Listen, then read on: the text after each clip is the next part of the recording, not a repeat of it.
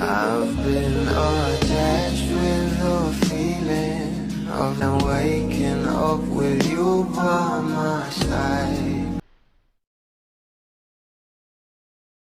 Kung maalala nyo nga guys, sa karawan nga ni Miss Cory Bidanes ay umattend nga itong ating couple, pero wala nga silang larawan together dahil bawal nga raw, at kung saan ay marami nga rin daw nagkakagusto sa ating Bel Mariano dito.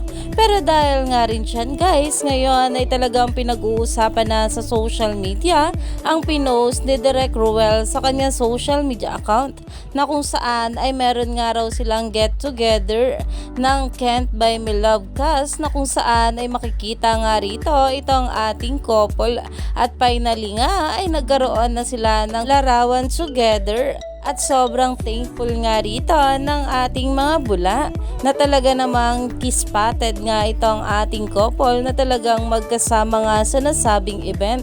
Kaya naman umani nga agad ito ng maraming komento at pinag-uusapan na. Stay tuned lang tayo for more update kila Donnie at Belle sa mga susunod pa na ayuda, dahil marami pa nga talaga tayong dapat abangan sa ating couple ngayong araw.